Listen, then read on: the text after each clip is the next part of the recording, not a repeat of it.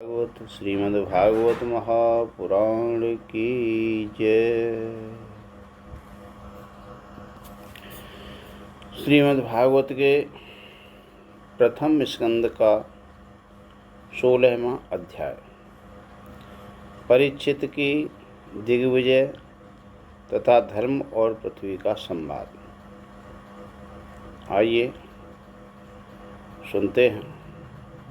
सूत उवाच ततः परीक्षित द्विजवर्य शिक्षया महीमहा महाभागवत सशासः यथा हि सूत्यामभिजातकोविदा समादिशन् विप्रमहदुष्णस्तदा। सूत जी कहते हैं, हे शौनक जी, पांडवों के महाप्रयाण के पश्चात भगवान के परम भक्त राजा परीक्षित श्रेष्ठ ब्राह्मणों की शिक्षा के अनुसार पृथ्वी का शासन करने लगे। उनके जन्म के समय ज्योतिषियों ने उनके संबंध में जो कुछ कहा था, वास्तव में वे सभी महान गुण उनमें विद्यमान थे। स उत्तरस्य तनयामुपपेयैरावतीं जन्मेजयादि चतुरस्स्यामुत्पादय सुतान् आजहाराश्वमेधास्त्रीन् गंगायां भूरि दक्षिणां सारदत्तगुरुं कृत्वा देवायत्राक्षिगोचरा। उन्होंने उत्तर की पुत्री इरावती से विवाह किया, यानी परीक्षित की पत्नी का नाम इरावती था। उससे इन्होंने जन्मेजय आदि 4 पुत्र उत्पन्न करे तथा कृपाचार्य को आचार्य बनाकर उन्होंने गंगा के तट पर 3 अश्वमेध यज्ञ किए, जिनमें ब्राह्मणों को पुष्कल दक्षिणा दी गई, यानी बहुत ज़्यादा दक्षिणा दी गई। उन यज्ञों में देवताओं ने प्रत्यक्ष रूप से प्रकट होकर के अपना भाग ग्रहण किया था। ऐसे महान यज्ञ हुए थे।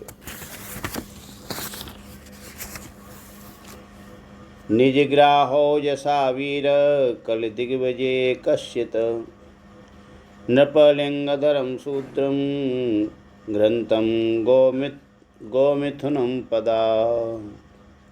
एक बार दिग्विजय करते समय उन्होंने देखा कि शूद्र के रूप में कलयुग राजा का वेश धारण करके एक गाय और बैल के जोड़े को ठोकरों से मार रहा है। तब उन्होंने उसे बलपूर्वक पकड़ करके दंड दिया।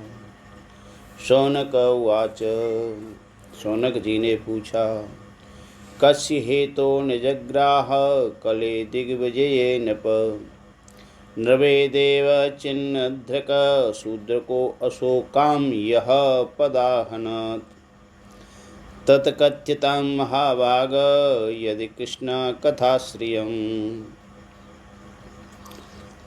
शौनक जी ने पूछा, महाभाग्यवान सूत जी, दिग्विजय के समय महाराज परीक्षित ने कलयुग को दंड दे करके ही क्यों छोड़ दिया, मार क्यों नहीं डाला? क्योंकि राजा का वेश धारण करने पर भी था तो वह अधम शूद्र ही, जिसने गाय को लात से मारा था। यदि यह प्रसंग भगवान श्री कृष्ण की लीला से अथवा उनके चरण कमलों के मकरंद रस का पान करने वाले रसिक महान भावों से संबंध रखता हो तो अवश्य कहिए। दूसरी व्यर्थ की बातों से क्या लाभ है, उनमें तो आयु व्यर्थ नष्ट होती ही है। अथवा शिपादाम भोज मकरंदलिंगासतां क्यमन्ये रसदालैपै रायुषो यदसव्यय क्षुद्धायुषां नृणामंगं मार्त्यानामृतमीक्षतां इहोपहूतो भगवानं मृत्यु सा मित्र कर्मणि। प्यारे सूत जी, जो लोग चाहते तो हैं मोक्ष, परंतु अल्पायु होने के कारण मृत्यु से ग्रस्त हो रहे हैं, उनके कल्याण के लिए भगवान यम का आवाहन करके उन्हें यहाँ शांति कर्म में नियुक्त कर दिया गया है। न काशिन्मिरते तावद् यावदास्त एहान्तक एतत्तर्थे भगवानां भूतं परमर्षिभिः अहो न लोके पीयेत हरिलीलामृतं वच मंदस्य मंदप्रज्ञस्य वयो मंदयुषुस्य वै निद्रया हेयते नक्तं दिवाच व्यर्थकर्मभिः।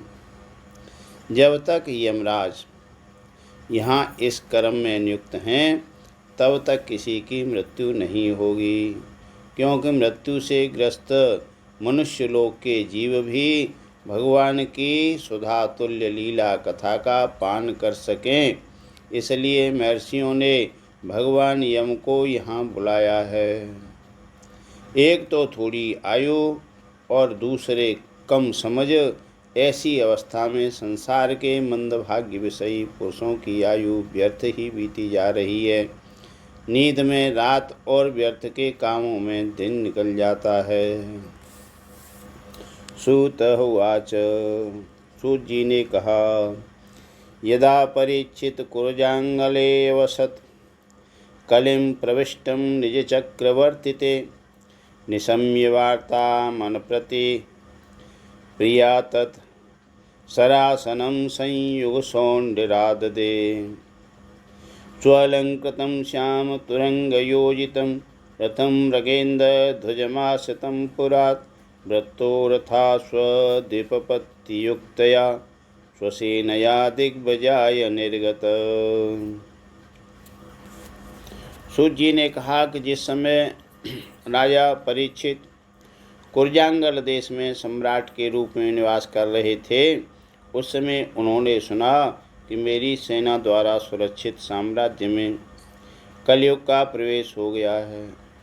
इस समाचार से उन्हें दुख तो अवश्य हुआ, परंतु यह सोचकर कि युद्ध करने का अवसर हाथ लगा, वे उतने दुखी नहीं हुए। इसके बाद युद्धवीर परीक्षित ने धनुष हाथ में ले लिया। वे श्याम वर्ण के घोड़े से जुते हुए सिंह की ध्वजा वाले सुसज्जित रथ पर सवार होकर दिग्विजय करने के लिए नगर से बाहर निकल पड़े।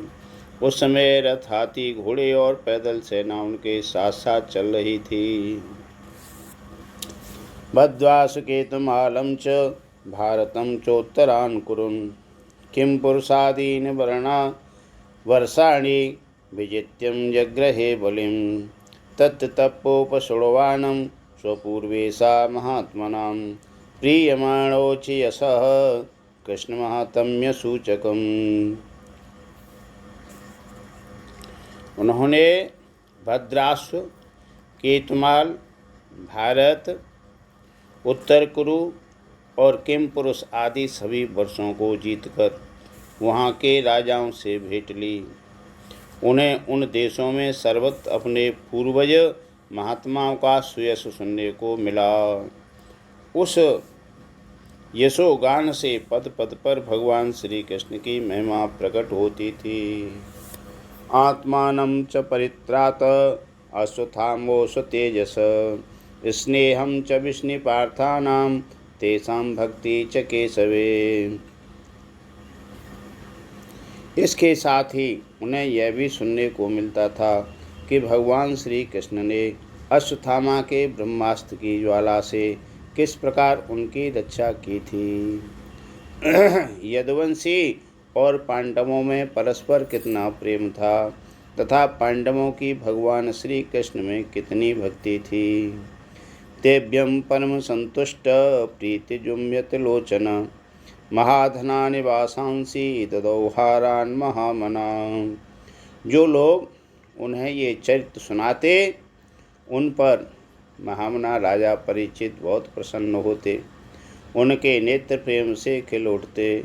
वे बड़ी उदारता से उन्हें बहुमूल्य वस्त्र और मणियों के हार उपहार में देते। सारथ्य पार्षद सेवन सख्य दौत्यम वीरासनानुगमन स्तवन प्रमाणम स्नेग्धु पांडसो जगत प्रति च विष्णु भक्तिम करोत नृपतिश्चरणारविंदे। वे सुनते कि भगवान श्री कृष्ण ने प्रेम बस होकर के पांडवों के सारथी का काम किया, उनके सभासद बने, यहाँ तक कि उनके मन के अनुसार काम करके उनकी सेवा भी की। उनके सखा तो थे ही, दूत भी थे। वे रात को शस्त्र ग्रहण करके वीरासन से बैठ जाते और शिविर का पहरा देते। उनके पीछे पीछे चलते, स्तुति करते और प्रणाम करते। इतना ही नहीं, अपने प्रेमी पांडवों के चरणों में उन्होंने सारे जगत को झुका दिया। तब परीक्षित की भक्ति भगवान श्री कृष्ण के चरण कमलों में और भी बढ़ जाती। तस्यैव वर्तमानस्य पूर्वेषां व्रतिमन्वहं नाति दूरे क्लियार्ष्य यदासीत तन्निबोध में। इस प्रकार वे दिन दिन पांडवों के आचरण का अनुसरण करते हुए दिग्विजय कर रहे थे। उन्हीं दिनों उनके शिविर में थोड़ी ही दूर पर एक आश्चर्यजनक घटना घटी, वह मैं आपको सुनाता हूँ। धर्मपदैकेन चरणं भिक्षायामुपलभ्य गां पश्यति स्म सुवदना विवस्सामिव मातरम्। धर्म बैल का रूप धारण करके एक पैर से घूम रहा था। एक स्थान पर उसे गाय के रूप में पृथ्वी मिली। पुत्र की मृत्यु से दुखनी माता के समान उनके नेत्रों में आंसुओं के झरने झर रहे थे। उसका शरीर श्रीहीन हो गया था। धर्म पृथ्वी से पूछने लगा। धर्म उवाच कश्चिव देव नामयात्मनस्ते भिक्षायासि म्लायते सुमुखेन आलक्ष्ये भवति मंतराधि दूरे बंधु शोचसे कंचनाम पादैर्नूनं शोचसि मे कपादं महात्मन् वा ब्रसलै भोक्षयामाणम् आहो सुरादीन् हतयज्ञभागान् प्रजा उतिस्त्वं घवति वर्षति। धर्म ने कहा, हे कल्याणी, कुशल से तो हो न, तुम्हारा मुख कुछ कुछ म्लान हो रहा है, मलिन हो रहा है। तुम श्रीहीन हो रही हो। मालूम होता है तुम्हारे हृदय में कुछ न कुछ दुख अवश्य है। क्या तुम्हारा कोई संबंधी दूर देश में चला गया है जिसके लिए तुम इतनी चिंता कर रही हो? कहीं तुम मेरी तो चिंता नहीं कर रही हो कि अब इनके 3 पैर टूट गए, एक ही पैर रह गया है। संभव है तुम अपने लिए शोक कर रही हो कि अब शूद्र तुम्हारे ऊपर शासन करेंगे। तुम्हें इन देवताओं के लिए भी खेद हो सकता है जिन्हें यज्ञों में आहुति नहीं दी जाती, अथवा उस प्रजा के लिए भी जो बरसान होने के कारण अकाल एवं दुर्भिक्ष से पीड़ित हो रहे हैं। अरक्ष्यमाणा स्त्रिय उर्विबालान् शोचस्यथो पुरुषादैरिवार्तान् वाचं देवी ब्रह्मकुले कुकर्मण्य ब्रह्मणे राजकुले कुलाग्रयान्। देवी, क्या तुम राक्षस सरीखे मनुष्यों के द्वारा सताई हुई अरिच्छित स्त्रियों एवं आर्थ बालकों के लिए शोक कर रही हो? संभव है विद्या अब कुकर्मी ब्राह्मणों के चंगुल में पड़ गई है और ब्राह्मण विप्रद्रोही राजाओं की सेवा करने लगे हैं और इसी का तुम्हें दुख हो रहा है। किम क्षत्रबंधून् कलिनोपसष्टान् राष्ट्राणि वा तैर्बतोपितानि इतस्तास्तो वास न पाशवासा कृष्णानवायो मुखजीवलोकम। आज के नाम मात्र के राजा तो 16 आने कलयुगी हो गए हैं। उन्होंने बड़े बड़े देशों को भी उजाड़ डाला है। क्या तुम उन राजाओं या देशों के लिए शोक कर रही हो? आज की जनता खान पान, वस्त्र, स्नान और स्त्री सहवास आदि में शास्त्रीय नियमों का पालन न करके स्वेच्छाचार कर रही है। क्या इसके लिए तुम दुखी हो? यदाम्बते भूरिवरावतार कृतावतारस्य हरे धरित्री अंतर्हितस्य स्मृति विसृष्टा कर्माणि निर्माण विलंबतानि। माँ पृथ्वी, अब समझ में आया हो न हो तुम्हें भगवान श्री कृष्ण की याद आ रही होगी, क्योंकि उन्होंने तुम्हारा भार उतारने के लिए ही अवतार लिया था और ऐसी लीलाएं की थी जो मोक्ष का अवलंबन है। अब उनके लीला संवरण कर लेने पर उनके परित्याग से तुम दुखी हो रही हो। इदं ममाचस्व तवाधिमूलं वसुन्धरे येन विकर्षितासि कालेन वाते वलिना वलीयसा सुराचितं किं हत अम्ब सौभगम। हे देवी, तुम तो धन रत्नों की खान हो। तुम अपने क्लेश का कारण जिसमें तुम इतनी दुर्बल हो गई हो मुझे बताओ। मालूम होता है बड़े बड़े बलवानों को भी हरा देने वाले काल ने देवताओं के द्वारा बंदनी तुम्हारे सौभाग्य को छीन लिया है। धरण्युवाच, तब तो पृथ्वी ने कहा, भवान हि वेद तत्सर्व यन्मा धर्मानुपृच्छसि चतुर्भिवर्तसे येनम पादे लोक सुखावहे। हे धर्म, तुम मुझसे जो कुछ पूछ रहे हो वह सब स्वयं जानते हो। जिन भगवान के सहारे तुम सारे संसार को सुख पहुँचाने वाले अपने चारों चरणों से युक्त थे, जिनमें सत्य, पवित्रता, दया, क्षमा, त्याग, संतोष, सरलता, सम, दम, तप, समता, तितिक्षा, उपरति, शास्त्र विचार, ज्ञान, वैराग्य, ऐश्वर्य, वीरता, तेज, बल, स्मृति, स्वतंत्रता, कौशल, कांति, धैर्य, कोमलता, निर्भीकता, विनयशील, साहस, उत्साह, बल, सौभाग्य, गंभीरता, स्थिरता, आस्तिकता, कीर्ति, गौरव और निहंकारता, ये 39 अप्राकृतिक गुण तथा महत्वाकांक्षी पुरुषों के द्वारा वांछनीय शरणागत वत्सलता आदि और भी बहुत से महान गुण उनकी सेवा करने के लिए नित्य निरंतर निवास करते हैं।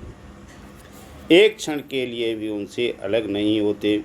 उन्हीं समस्त गुणों के आश्रय सौंदर्य धाम भगवान श्री कृष्ण ने इस समय इस लोक से अपनी लीला संवरण कर ली और यह संसार पापमय कलयुग की कुदृष्टि का शिकार हो गया। यही देखकर मुझे बड़ा शोक हो रहा है। सत्यम शौचम दया शांति त्याग संतोष आर्जवम समोदमस्तप साम्यम तितिक्षोपरति श्रुतम ज्ञानम विरक्तिरेश्वर्यम शौर्यम तेजो बल स्मृति स्वातंत्र्यं कौशलं कांति धैर्यं मार्दवमेव च प्रागल्भप्रशयं शीलं स ओजो बलं भग गाम्भीर्यस्त्रैर्मातिक्यं कीर्तिमानो अनहकृतम् एते चान्ये च भगवन्नित्या यत्र महागुणा प्रार्थमहत्तमीक्षं धन वियन्ति स्म कहर्चित् तेनाहं गुणपात्रेण श्रीनिवासेन साम्प्रतं शोचामि रहितं लोकं पापाप्तं कलनेक्षितम्। इस प्रकार से जब पृथ्वी ने कहा, आत्मानं चानुशोचामि भवन्तं चामरोत्तमं देवान् पितॄन् साधून् सर्वान् वर्णाश्रमान्, अपने लिए देवताओं में श्रेष्ठ तुम्हारे लिए देवता, पितर, ऋषि, साधु और समस्त वर्णों तथा आश्रमों के मनुष्यों के लिए मैं शोकग्रस्त हो रही हूँ। ब्रह्मादयो बहुतिथि यदपांगमोक्ष कामास्तप समचरण भगवत प्रपन्ना शास्त्री स्वभाव समर बिंदवनम विहाय यदपाद सौभगमलम भरत भजतेनुरक्ता। जिनका कृपा कटाक्ष प्राय करने के लिए ब्रह्मा आदि देवता भगवान के शरणागत होकर बहुत दिनों तक तपस्या करते रहे, वही लक्ष्मी जी अपने निवास स्थान कमल वन का परित्याग करके बड़े प्रेम से जिनके चरण कमलों की सुभग छत्र छाया का सेवन करती हैं, उन्हीं भगवान के कमल वज्र अंकुश ध्वजा आदि चिन्हों से युक्त श्री चरणों से विभूषित होने के कारण मुझे महान वैभव प्राप्त हुआ था और मेरी तीनों लोकों से बढ़कर के शोभा हुई थी। तस्यां जकुलिसांगसकेतुकेते श्रीमत्पदैर्भगवत समलंकृतांगी ह्रीनत्यरोच उपलम्य ततो विभूतिं लोकान् समाव्ययस दुसच्ययति तदन्ते। भगवान ने शोभा हुई थी, परंतु मेरे सौभाग्य का अब अंत हो गया। मुझ अभाग्नि को भगवान ने छोड़ दिया। मालूम होता है कि मुझे अपने सौभाग्य पर गर्व हो गया था, इसलिए उन्होंने मुझे यह दंड दिया है। यो वै ममाति भरमा सुरवंशराज्ञा मक्षोहिणी शतमपानुदात्मतंत्र त्वां दुस्तमूनं पदमात्मनि पौरुषेणं संपादयनं यदसो रम्यमभिहृतभंगम। तुम अपने 3 चरणों के कम हो जाने से मन ही मन कुढ़ रहे हो, अतः अपने पुरुषार्थ से तुम्हें अपने ही अंदर पुनः सब अंगों के पूर्ण एवं स्वस्थ कर देने के लिए वे अत्यंत रमणीय श्याम सुंदर विग्रह से यदुवंश में प्रकट हुए और मेरे बड़े भारी भार को, जो असुरवंशी राजाओं की सैकड़ों अक्षौणियों के रूप में था, नष्ट कर डाला, क्योंकि वे परम स्वतंत्र थे। कावा सहित विरहं पुरुषोत्तमस्यं प्रेमावलोकरुचिर स्मृतिवल्गुजल्पै स्थैर्य समान महरन् मधुनानीनं रोमोत्सवो मम यदंघ्रिवेष्टंकिताया।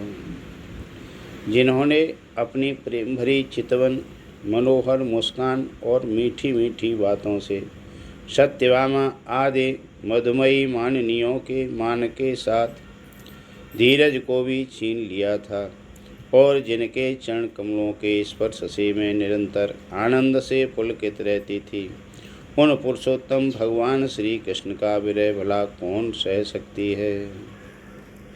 तयोरेव कथयतो पृथ्वी धर्मयोस्तदा परीक्षिता नाम राजर्षि प्राप्त प्राची सरस्वती।